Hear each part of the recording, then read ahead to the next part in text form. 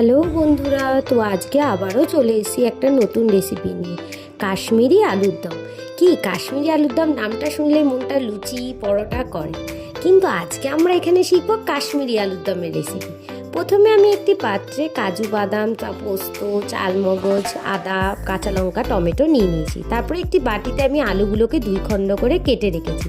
তারপরে যথারীতি শিলপাটায় এখানে আমি আদা কাঁচা লঙ্কা বেটে নিয়েছি। তারপরে আমি একে একে কাজু বাদাম, চালমগজ, পোস্ত সব সুন্দর করে বেটে একটি পাত্রে অ্যারেঞ্জ করে রেখেছি। তারপরে আমি এখানে গরম জল করতেও দিয়েছিলাম, গরম জলের মধ্যে আলুগুলো দিয়ে দিয়েছি সিদ্ধ করার জন্য। তারপরে এর মধ্যে আমি একটু নুন আর হলুদ অ্যাড করেছি যাতে আলুর মধ্যে নুনটা মিশে যায়। তারপরে এখানে আমি টমেটো যেটা নিয়েছিলাম সেটাকে 2 খণ্ড করে আমি গ্রেট করে নিয়েছি। তারপর দেখো কড়াই বসিয়ে দিয়েছি, কড়াইতে তেল দিয়ে দিয়েছি। তেলটা গরম হলে আমি এখানে সিদ্ধ করে রাখা আলুগুলোকে একে একে দিয়ে সুন্দর করে ভেজে নেব।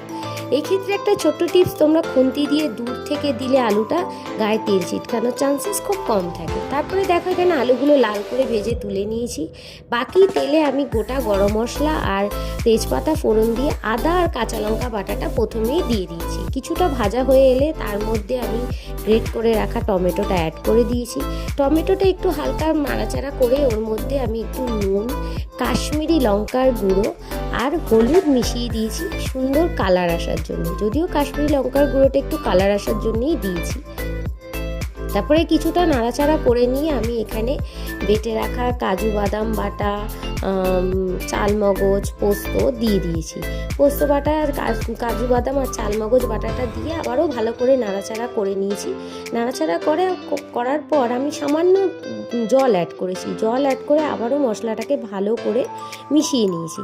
তারপর মশলাটাকে আমি কষতে থাকবো। কিছুক্ষণ কষার পরে আমি এর মধ্যে ভেজে রাখা আলুগুলো অ্যাড করে দিয়েছি, যাতে আলুর মধ্যেও মশলার গন্ধটা এবং মশলাটা ভালোভাবে ঢুকে যায়। তারপরে কিছুটা ততক্ষণ পর্যন্ত কষাবো যতক্ষণ না পর্যন্ত এর থেকে তেল ছেড়ে আসে। তেল ছেড়ে আসার পর আমি সামান্য নুন আর ভাজা জিরে গুঁড়ো দিয়ে আবারও কিছুটা নাড়াচাড়া করে এখানে 1 কাপ ঈষৎ উষ্ণ গরম জল দিয়ে দিয়েছি। তারপর আমি ভালো করে মিশিয়ে দেবো জলের সঙ্গে। আলু আর মশলাটা ভালো করে মিশে গেলে সামান্য ফুটে উঠলে আমি এখানে চাপা দিয়ে দেবো। চাপা দেওয়ার পরে আমি মিডিয়াম টু লো হিটে টেম্পারেচারটা রেখে দেবো।